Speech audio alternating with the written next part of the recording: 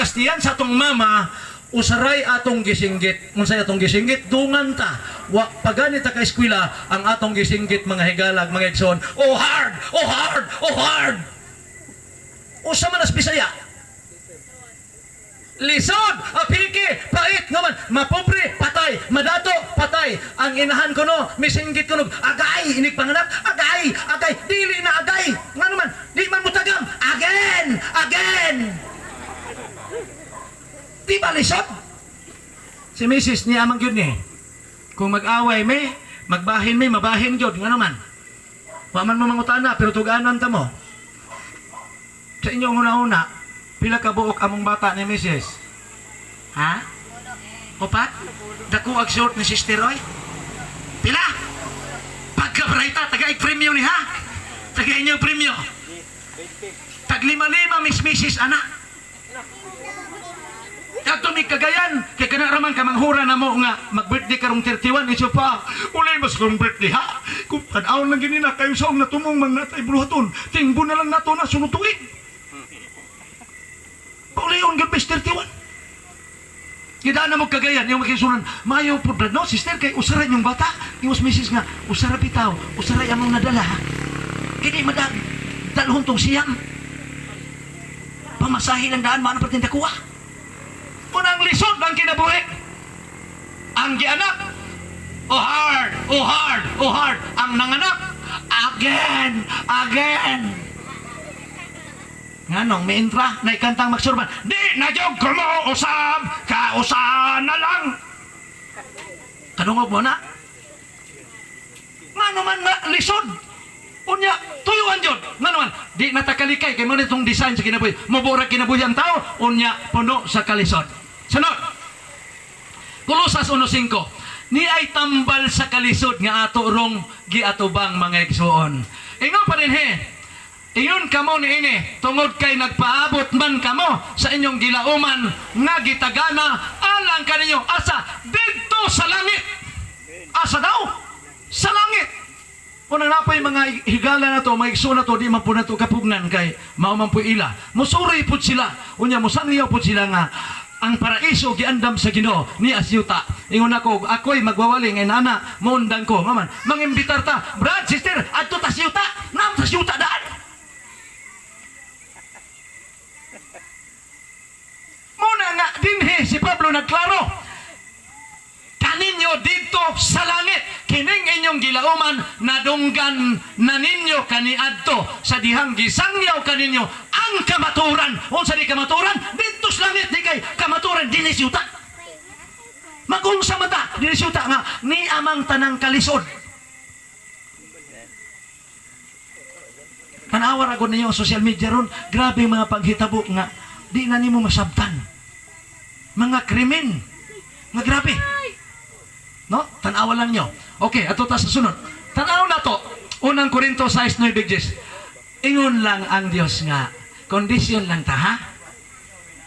Ni ay atong kondisyon. Kay gusto man tang matug langit. Ingon din he, mga igsoon.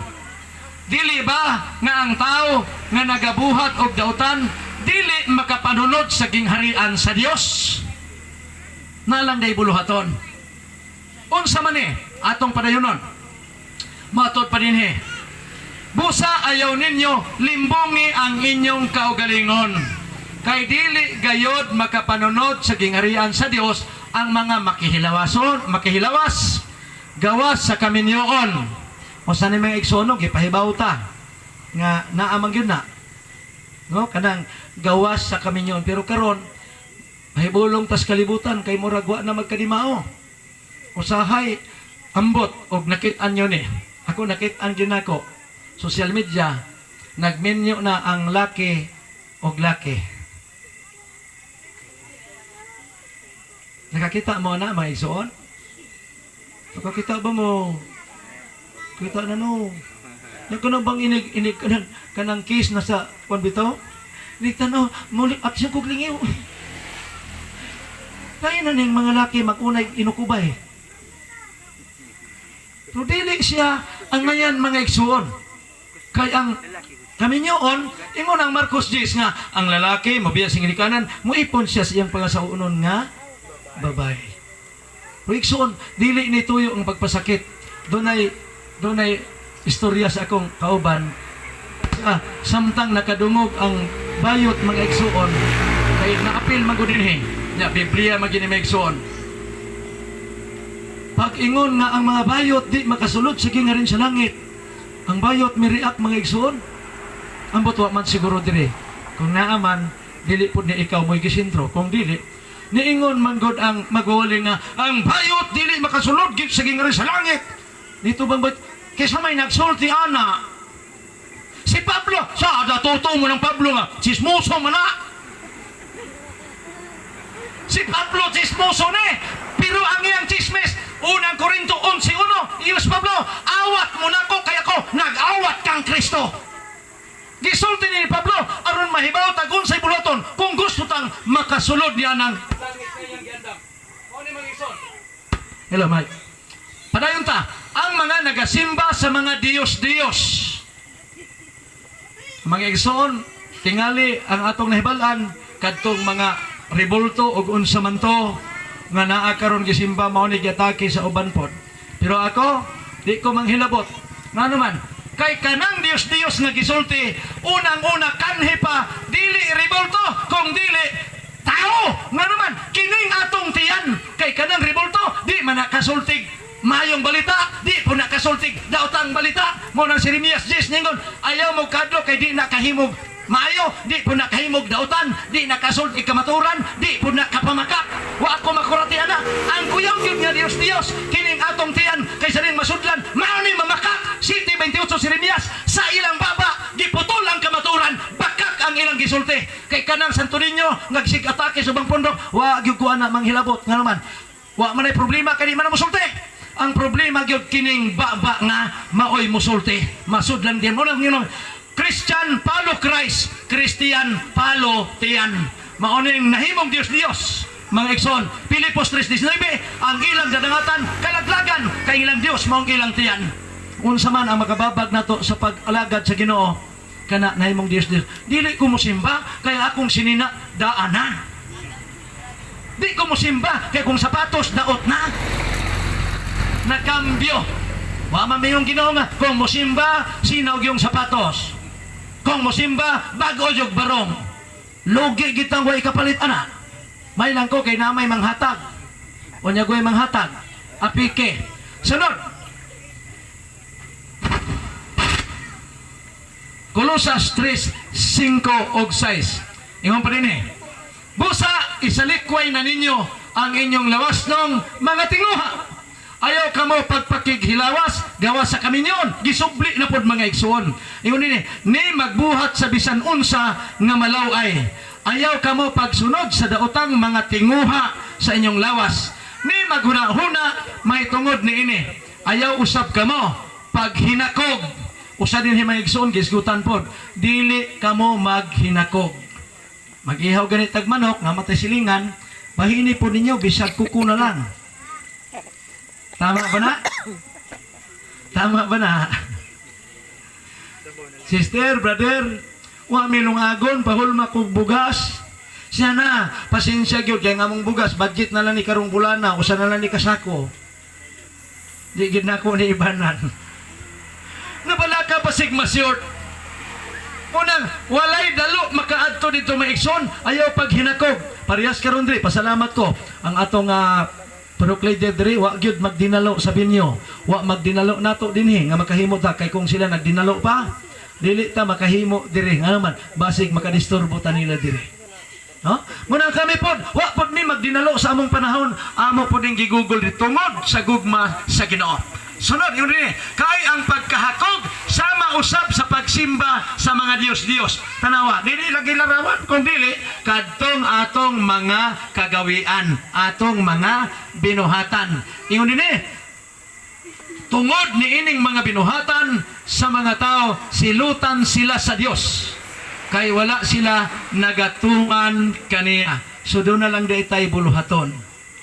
Kung balikan nato to ganihang unang Korinto 6:9, siya wala ba mo masayod nga dili makapanunod sa gingharian sa Dios kining mga makilawason. Hisgutan dito maigsoon, kung imong balikan, daghan ang gipanghisgutan dito ni Apostol Pablo.